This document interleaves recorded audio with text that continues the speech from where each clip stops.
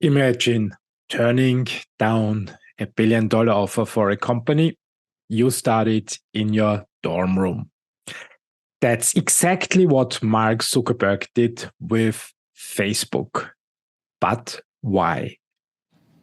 Yeah, I think one of the hardest parts for me was actually when Yahoo offered to buy the company for a lot of money. Because You're about to listen to a fascinating conversation between Sam Altman, a renowned entrepreneur and investor, and Mark Zuckerberg, the founder and CEO of Facebook, one of the world's most influential technology companies. In this clip, Zuckerberg shares insights from Facebook's early days, the challenges of innovation, his unique approach to hiring, and why he refused a lucrative buyout offer. Get ready for a journey into the mind of a tech visionary. And if you find this clip valuable, don't forget to like, comment, and share. Your support helps me grow the podcast and bring more speakers and invaluable insights to the show. In the first part, Zuckerberg discusses his fascination with how people work and his initial project before Facebook. This segment offers insights into the genesis of Facebook and how initial ideas evolve into significant projects. Well, why don't we start with just the early days of Facebook? Tell us what it was like when you started it. Sure. So for me, the thing that I was really fascinated by, and always have been, is people, right? And how people work. When I was in college, I studied psychology and computer science.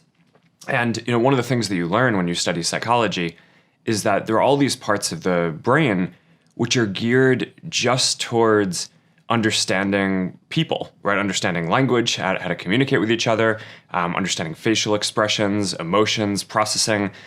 Yet when I looked out at the internet, right, in 2004, which is when I was getting started, you can find almost anything else that you wanted, right? You could find news, movies, music, reference materials. But the thing that mattered the most to people, which was other people and like understanding what's going on with them, just wasn't there, right? And I think what was going on was that all that other content was just out there, able to be indexed by search engines and other services. Yeah. But in order to understand what's going on with people, you needed to build tools that made it so that they could express what was going on with themselves. I wanted to figure out what courses to take, so I built this little website, Course Match, that that just made it so that you could enter what courses you were taking and you could click on them and see who else was in them. And it did all these correlations. So it told you people who took this course were likely to enjoy this course too. And, the thing that just struck me from the beginning is, people would just spend hours clicking through here are the courses that people are taking. And wow, isn't it interesting that this person is interested in these things? And it was just text, right? There's nothing that was like super interesting there. But that just struck me as, people have this deep thirst to understand what's going on with those around them. And, there were probably, 10 other things like that I built when I was at Harvard before I actually got around to building the first version of Facebook that kind of added a lot of these things together. In the second part, Zuckerberg describes the difficult decisions to turn down Yahoo's acquisition offer. This is crucial for understanding the importance of vision and long-term goals over immediate gains. I want to talk for a second about low points, because I think people never appreciate how bad they really are. And I think it's always reassuring to hear that even Mark Zuckerberg went through some serious low points and came out okay. So can you tell us about some of the hardest parts in the early history of Facebook?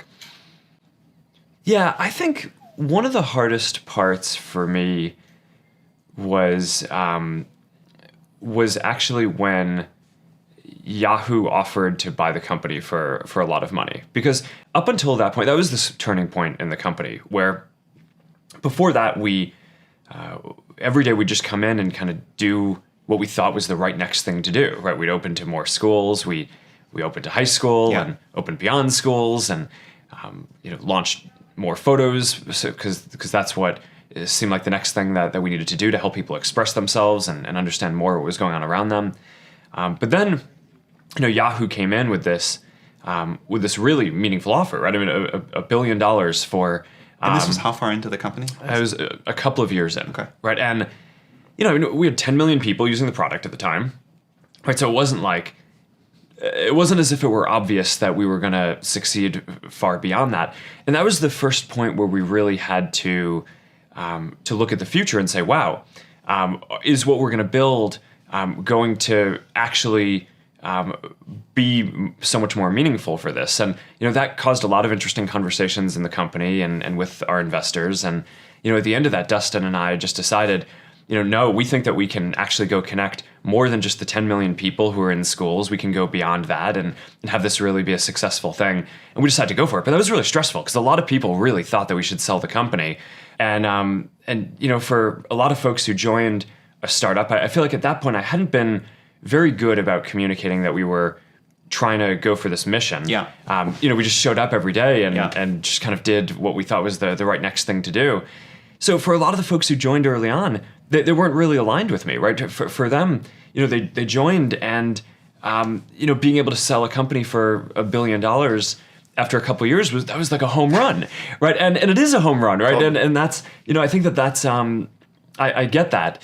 But, that I think that the fact that I didn't communicate very well about what we were trying to do caused this huge tension. And the part that was painful wasn't turning down the offer.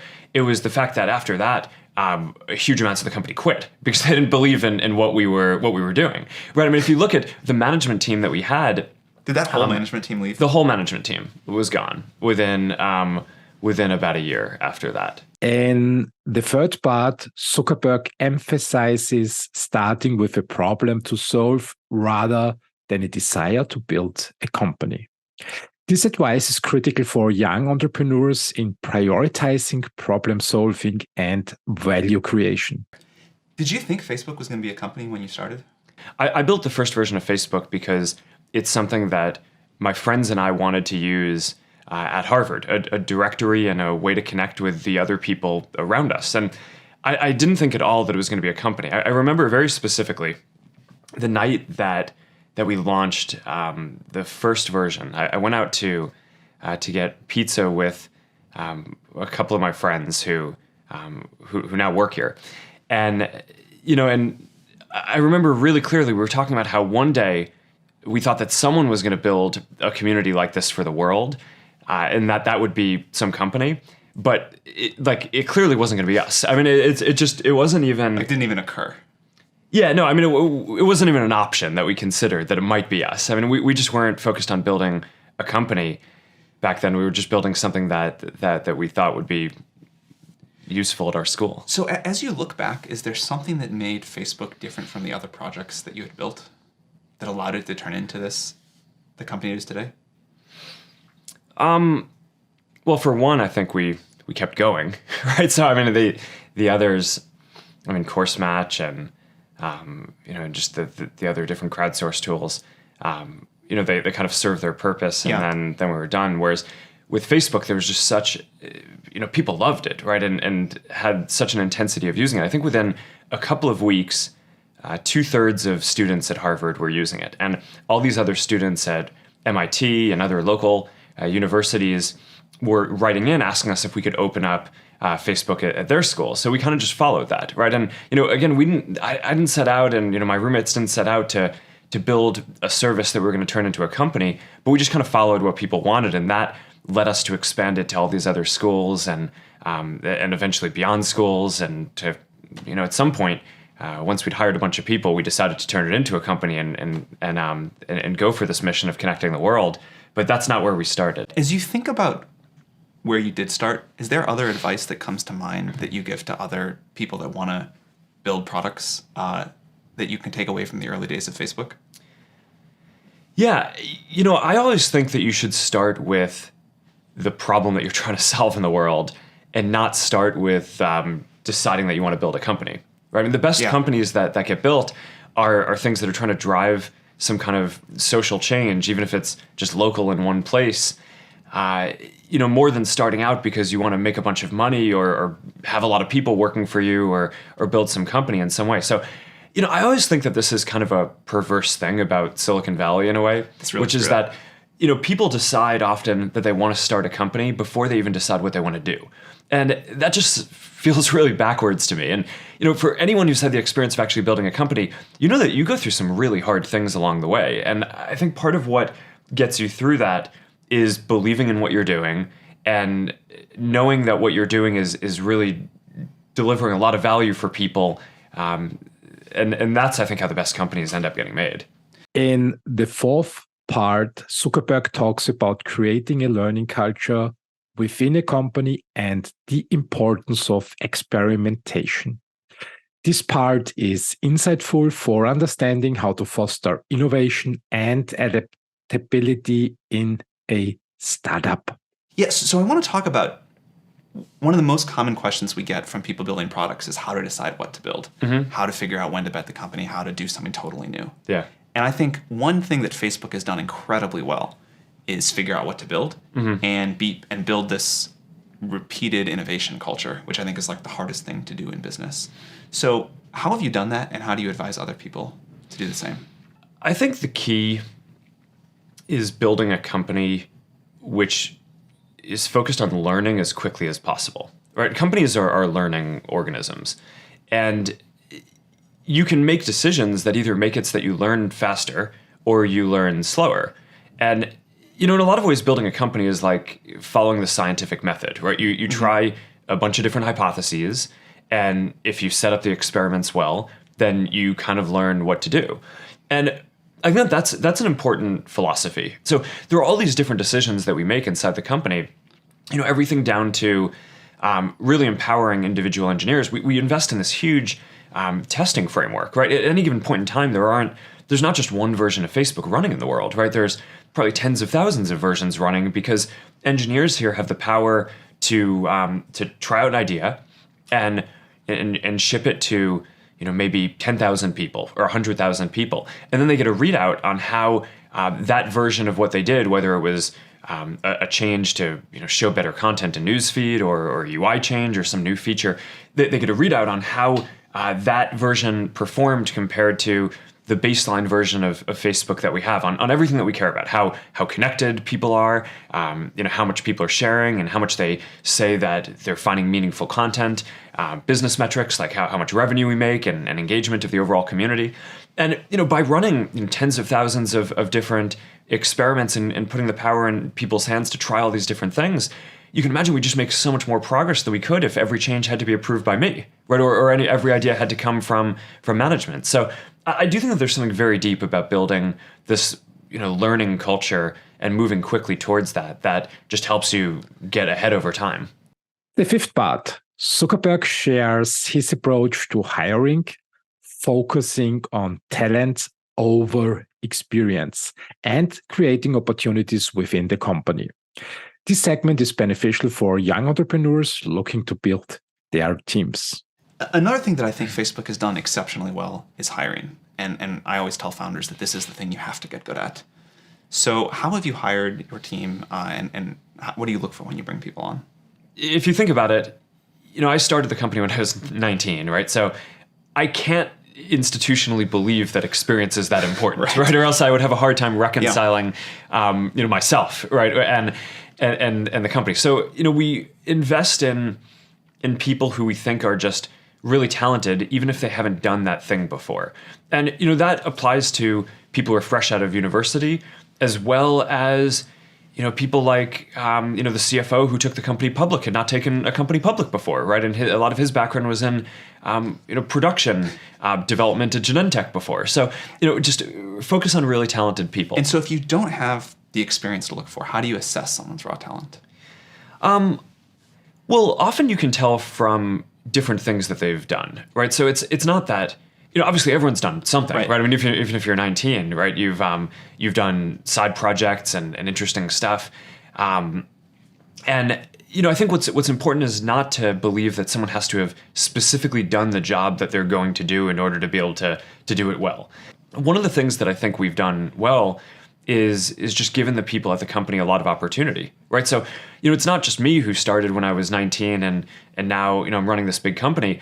There were a number of people who joined who were, people I did problem sets with at Harvard, or they dropped out of Stanford, or, different programs who have grown with the company over this long period of time. And, one of the things that I'm the most proud of is we have about 12 different product groups at the company. And all of the people who are running them, with the exception of one, did not join the company running a product group or reporting to me. That's amazing. And the one exception is David Marcus, who was the CEO of a $50 billion public company. So, so I'm pretty happy that he's on board, and having him run a product group, I think, is a pretty big coup too. But literally, none of them started off reporting to me. They all started off in different roles. Some were engineers, some were data analysts, some were product managers, and they've all grown. But I think what happens is, people see that you create opportunities for people, and that also, I think, keeps the best people engaged and makes the best people want to come work at your company because they feel like, oh, I'm going to get those kind of opportunities too. And in the last part, Zuckerberg ends with advice on risk-taking, highlighting the importance of embracing change and taking risk to avoid stagnation. Speaking of Peter, and sort of a closing question, what's the best piece of advice he ever gave you? I think Peter was the person who told me this really pithy quote that in a world that's changing so quickly, the biggest risk you can take is not taking any risk. And I really think that that's true, right? I mean, a lot of people, I think that, whenever it comes to, whenever you get yourself into a position where you have to make some big shift in direction or do something, there are always people are going to point to the downside risks of that decision.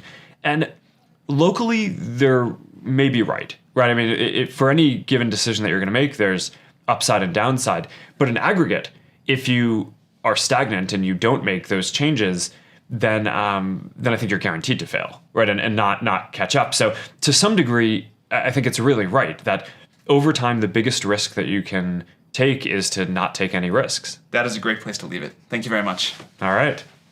And that's a wrap on our deep dive with Mark Zuckerberg. From his early days crafting Facebook in a dorm room to rejecting billion-dollar offers, we have uncovered some truly game-changing insights. It's not just about building a tech empire. It's about vision, courage, and sticking to your true north. It makes you think, doesn't it? How one decision can alter the course of your journey. If today's discussion sparked any ideas or gave you a moment of aha, I'd love to hear about it in the comments. And hey, if you liked what you heard, why not share it? Whether it's a thumbs up, a comment, or passing this along to a fellow entrepreneur, your small gesture makes a big difference.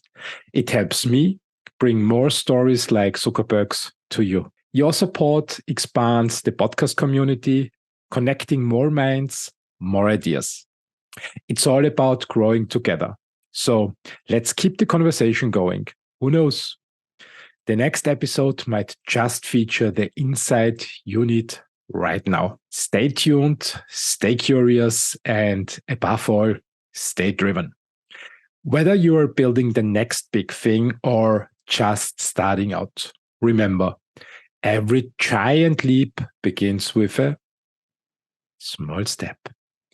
Until next time, keep charting your path and making your mark on the world.